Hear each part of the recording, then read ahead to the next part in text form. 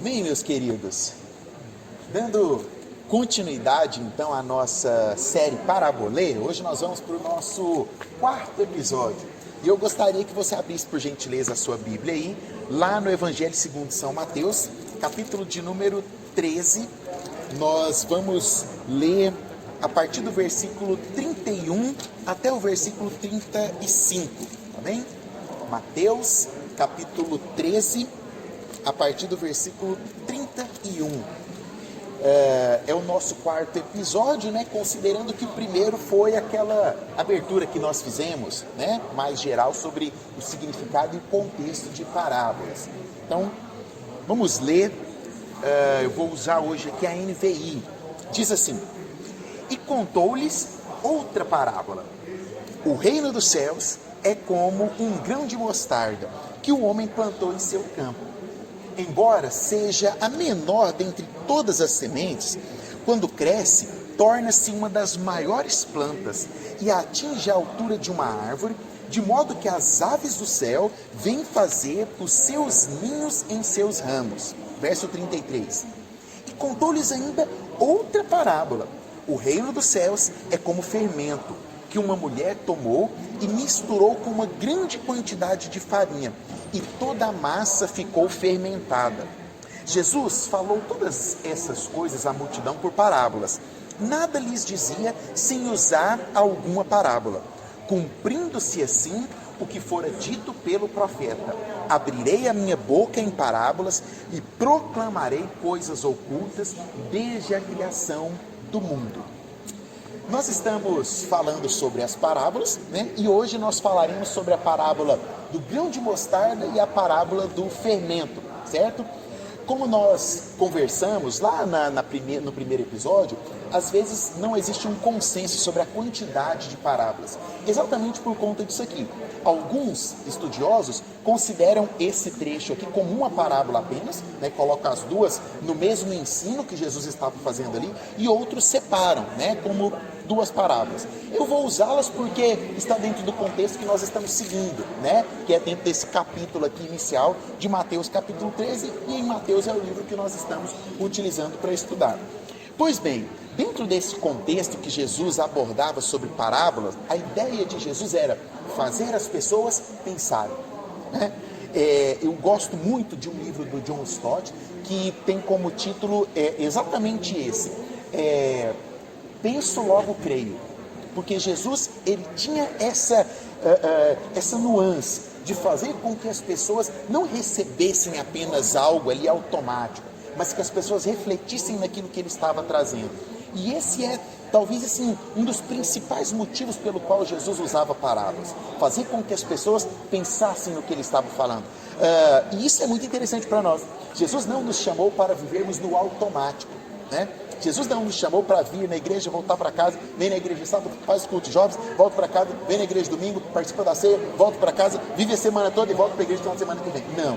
Jesus nos chamou para pensar, Jesus nos chamou para raciocinar, para estudarmos. O Evangelho, o cristianismo, ele exige isso, né? As grandes reformas que surgiram dentro do contexto do cristianismo, elas vieram exatamente por conta desse princípio: fazer pensar. Você não foi chamado para ligar o botão automático e sair por aí. Você precisa pensar. E aí, eu acho muito interessante porque quando nós começamos a estudar a Bíblia, nós vamos entendendo que os apóstolos usavam isso, né? O apóstolo Paulo disse o seguinte: olha, estejam todos preparados para argumentar ou para falar sobre a razão da vossa esperança. O que Paulo estava falando? Olha, se alguém te perguntar qual é a sua esperança, você tem que saber qual é a razão. O que você espera? Se espera no quê, né? Sem contar que Paulo era um grande letrado, né? Extremamente estudioso. Então Jesus, quando ensinava por parábolas, ele estava exatamente propondo isso, que as pessoas pensassem. E dentro desse contexto, o que Jesus fazia? Ele utilizava então coisas do cotidiano. Semana passada Jesus usou qual parábola? O joio e o trigo. Por que Jesus usou o joio e o trigo? Porque era algo simples do cotidiano de todos eles. E agora Jesus vem com mais uma coisa muito simples, que é a parábola do grão de mostarda. E aí Jesus usa essa metáfora. E eu vou esclarecer uma coisa para vocês.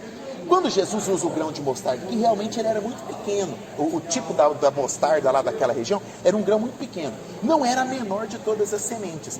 Mas sabe por que Jesus usava isso? Porque tinha um provérbio, que quando você queria falar que uma coisa era muito pequena, você falava, é tipo um grão de mostarda. Era um provérbio judeu daquela época. Então o que Jesus faz? Jesus pega o provérbio que todo mundo conhecia, que era o grão de mostarda, e coloca ele dentro do contexto que todo mundo vivia, que era de plantação. Todo mundo sabia o que era uma árvore, né, de mostarda. E Jesus fala, olha, o reino dos céus é semelhante a um grão de mostarda, pequenininho, mas que quando é plantado e começa a crescer, se torna a maior de todas as árvores. Eu acho algo muito interessante aqui dentro desse contexto, porque o principal ensinamento que Jesus coloca aqui para nós é o seguinte: tudo começa com um simples detalhe.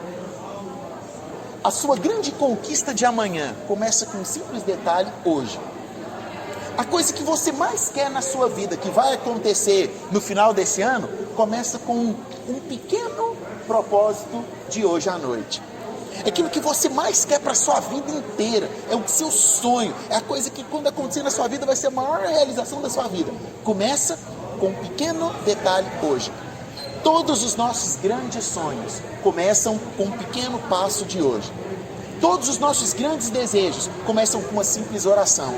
Todos os nossos grandes propósitos começam com uma pequena devoção a Deus, um pequeno propósito que se faz diante de Deus. Tipo, Senhor, de hoje em diante, eu nunca mais vou passar um dia da minha vida sem ler pelo menos um versículo da Bíblia. Ou, Senhor, de hoje em diante, nunca mais eu deito sem dobrar os meus joelhos e orar ao Senhor. Ou, Deus, nunca mais deixarei de orar pela minha família. E aí, daqui um mês, 2 meses, 3 meses, toda a sua família está rendida aos pés de Jesus. Daqui um ano, você está fazendo lá o curso na faculdade que você queria. Daqui 6 anos, você está formado com um diploma na sua mão. E tudo isso começou com o quê? Com um grande milagre que Deus chegou e falou, tuf, aconteça? Não. Tudo começou com o quê? Com um simples detalhe. E aí você fala assim, mas como, pastor, você tem prova disso? Tem várias provas. William Wilberforce, o grande abolicionista inglês, mudou a história do mundo com a abolição. E tudo começou numa simples conversa, sentado na área da casa de um amigo dele, que virou para ele e falou assim, você podia escrever algo sobre a abolição? Um simples insight. Vou além. A maior reforma, né, que nós temos na história da igreja, a reforma protestante, promulgada por quem? Martinho Lutero, que começou com, né, ele convocou uma multidão, vamos fazer uma passeata e vamos... Não, começou com um simples estudo dele, de escrever 95 teses e pregar na porta da igreja, para que todo mundo olhasse e entendesse qual era o pensamento dele, por que a igreja tinha que mudar. E hoje nós estamos aqui. Todas as grandes coisas começam com um pequeno detalhe. Que o pequeno detalhe faça parte da sua vida hoje, que a pequena oração faça parte da sua vida, que a pequena leitura, né, de estudar, de aprender, faça parte da sua rotina de agora em diante. Era isso que Jesus queria ensinar. Olha, uma pequena semente se torna uma grande árvore. E aí sabe o que eu acho mais interessante, que para mim é o mais legal de tudo isso? É porque diz assim, ó, uma pequena semente que se torna uma grande árvore, onde as aves vêm pousar sobre ela. Sabe o que eu acho legal nisso aqui? Você pegou ou não? Não? Pegou ainda não? Vou repetir então. Uma pequena semente, qualquer semente, seu pequeno propósito, que se torna uma grande árvore. O que é a grande árvore? Seu grande sonho. Onde várias outras aves podem repousar. Deixa eu te contar uma coisa. Seu pequeno desejo do seu coração, que vai se tornar um grande sonho, não vai ser bênção apenas para você, não vai ser uma bênção egoísta apenas para o seu destino, apenas para o seu objetivo. Aquilo que é o seu sonho, aquilo que é o desejo do seu coração, vai se tornar tão grande que várias pessoas vão se beneficiar disso. Sua irmã, seu irmão, seu pai, sua mãe, seu tio, sua avó, todos verão sua grande conquista e serão também abençoados por isso. Posso ouvir dois glória a Deus? E aí Jesus continua, diz que Jesus contou outra parábola. Os teólogos geralmente dizem que talvez de todas as parábolas que Jesus contou, essa segunda, que é a do fermento, foi a mais contextualizada de todos. Eles dizem assim, ó, se tinha uma parábola que todo mundo conseguiria entender e raciocinar sobre ela, foi a parábola do fermento. Por quê? Jesus ele começa contando, né, sobre o fermento, e ele conta uma espécie de historinha, né? O reino dos céus é como o fermento que uma mulher tomou, misturou numa grande quantidade de farinha e toda a massa ficou fermentada. Jesus traz ali algo que todo mundo vivia. O pão era a principal comida daquela época. Prova disso que nós falamos do trigo na semana passada, na parábola, né, do joio e do trigo, que é o fundamento para o pão. É como o nosso arroz. Quem comeu arroz hoje no almoço? Quem acha que vai comer arroz amanhã, depois da manhã? Todo mundo. Era mais ou menos isso, o pão naquela época, né? Detalhe, não havia padarias naquela época, certo? Né? Você tinha que fazer seu pão. Então, quando Jesus falou assim, a mulher pegou todo mundo lembrou da cozinha da casa dele. E talvez Jesus estava contando aqui, lembrando de Maria, fazendo lá o pão, né? E Jesus fala o seguinte, olha, essa quantidade foi muito grande de farinha, era uma quantidade de farinha muito grande, e colocou-se o fermento ali naquela farinha, e o fermento, tem algumas traduções que diz que levedou toda a massa, né? Ou fermentou toda a massa. Vamos entender o que Jesus estava dizendo? Naquela época, para os judeus, o fermento não tinha uma boa conotação. O fermento era considerado como algo impuro, né? Nós sabemos hoje que o fermento é o produto, né, de um determinado fungo, né, da sua fermentação ali, os seus processos metabólicos, né, geralmente Saccharomyces cerevisiae está envolvido nisso, então ele faz ali seus processos simples e faz com que o pão cresça, e o pão fica macio, fofinho, gostoso, né. Naquela época, como não se entendia muito, né, sobre a importância do fermento, o que o fermento podia fazer, considerava o fermento como algo impuro. Então o pão daquela época, você já comeu pão sírio? Quem já comeu pão sírio? Né? Ele é o quê? Não cresce, né? Ele é fino, né? Duro, parece uma bolacha de água e sal, né? Eu não gosto de pão sírio, né? Não é muito melhor aquele pãozinho francês, que vai na padaria, tipo quentinho, né? Passa aquele requeijão derretendo, é o melhor café da manhã, né? O pão com café e um requeijão, ou uma manteiguinha, né? Naquela época não, era o pão tradicional, porque era uma cultura judaica, certo? Aí o que Jesus faz? Jesus pega e fala assim, e pegou o fermento e põe, aí já todo mundo deve ter parado, uai, fermento? Como assim, né? Nossa cultura não envolve fermento. E aí Jesus chama a atenção das pessoas para entenderem e raciocinarem sobre o que ele estava dizendo. O que Jesus de fato estava querendo ensinar aqui? Qual que era o principal fundamento do que Jesus estava falando? Olha, coloca o fermento na massa. O seguinte, se nós formos observar dentro de todo o contexto da época, o fermento, ele era algo excluído. Assim como o cristianismo começou no primeiro momento, o cristianismo foi perseguido, a nossa fé hoje, graças a Deus, né, até o momento, nós não estamos sendo perseguidos aqui, se bem que nós sabemos que existem várias regiões onde o cristianismo é intensamente perseguido. Naquela época, o cristianismo era o patinho feio da história. Não tinha jogador que colocava 100% de Jesus e fazia o gol, né? Ninguém saía com Jesus na cabeça, não era morto. Mas Jesus está ensinando o quê?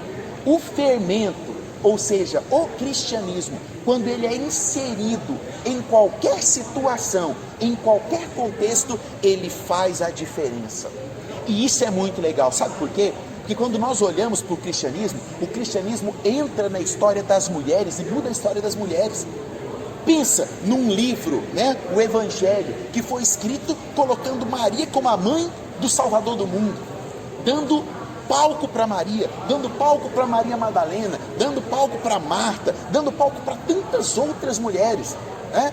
Se o cristianismo fosse antifeminino, machista, você acha que o nome dessas mulheres estaria aqui?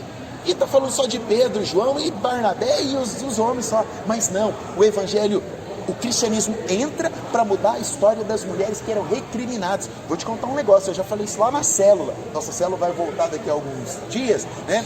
Sabe o que eu falei lá na célula? Tinha uma oração judaica, Bia, Bebela, Alana. Sabe qual que era a oração daquela época?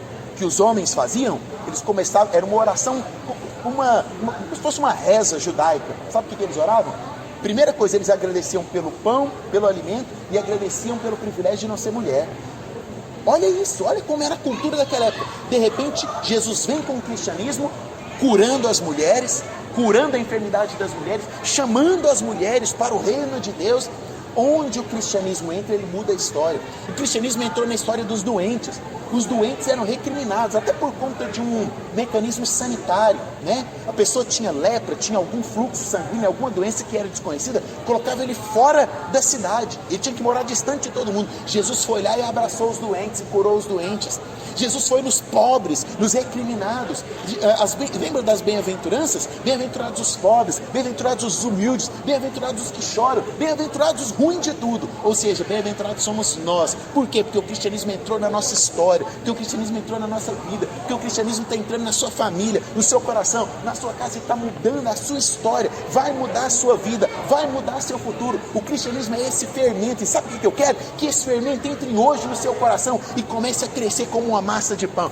Sabe o que é o meu desejo? O meu desejo é que o cristianismo entre na história da sua vida. Meu desejo é que o cristianismo entre no seu coração, mostrando para esse coração que está aí triste como um pão sírio, achatado, sem esperança, sem perspectiva, sem sonhos, que quando o Espírito Santo de Deus entra no coração, nos sonhos, nos desejos, quando o Espírito Santo de Deus entra nos menores dos propósitos que você faz da sua vida, seja começar a partir de hoje a ler um versículo, seja começar a partir de hoje a orar pelo seu casamento, a orar pelo final do seu curso, pela sua formatura, pelo seu MBA, pela sua viagem internacional, quando você começa a fazer isso e o cristianismo entra, é como um fermento que não consegue se conter, que enche o seu coração, que espalha pela sua casa, que espalha pela sua família. E esse é o nosso desejo, que o cristianismo assim seja, que espalhe em todos os lugares onde nós estamos. Você acredita nisso? Olha, o cristianismo como um fermento entrou na educação, e através de João Calvino a história da educação foi transformada. O mecanismo jurídico que nós temos hoje, todo ele é embasado nos princípios cristãos. A ciência, se nós pegarmos os maiores cientistas que já passaram pela face da Terra, são cristãos. Eu conversando esses dias com os meninos, né? E o pessoal fala, bom cientista é cientista ateu. Não é nada, não é nada. Ó, conversa, porque eu não sou ateu. E eu tenho artigo publicado em revista Qualizar Internacional, publiquei ano retrasado um artigo no Journal Medical, que é um dos maiores do mundo. Eu não sou ateu. E eu sou o Zé da Ruela, de não sei quem. Você já ouviu falar em Pasteur, o pai da microbiologia cristão? Você já ouviu falar nos pensamentos voltados para o cristianismo de Albert Einstein? E tantos e tantos e tantos outros, né? E o que eu queria falar era o seguinte: se nós pegarmos o prêmio Nobel durante toda a história, nós vamos ter 12% de ateus que ganharam o prêmio Nobel, mais de 60% cristãos que ganharam o prêmio Nobel. Sabe por que eles ganharam o prêmio Nobel? Porque eles eram mais capacitados? Talvez não, mas porque eles tinham um fermento dentro do coração deles, de buscar a verdade, de estudar a verdade, de querer entender os mecanismos pelos quais Deus criou o mundo, as maravilhas pelos quais Deus propôs, a forma com a qual Deus, num design totalmente inteligente, propôs a criação. É nisso que nós acreditamos, é nisso que nós cremos. E se a parábola do fermento me ensina alguma coisa, é que o cristianismo não pode estar fora do meu coração. Que o cristianismo, ele tem que ser um fermento que vem no meu interior como a massa que cresce e extrapola da forma todos os dias, me mostrando que naquilo que eu acredito, naquilo que eu tenho convicção, eu posso sim ser bem sucedido, porque o Senhor pode mudar histórias, porque o cristianismo, quando ele cresce em nossos corações, ele muda não só a nossa história, mas ele muda a história de todos aqueles que estão ao nosso redor. Que assim seja na tua vida, no seu coração, nos seus sonhos, nos seus planos, nos seus objetivos, nos seus alvos. Pega isso para você nessa noite, em nome de Jesus. Amém? Esse foi o nosso 4º episódio do nosso podcast.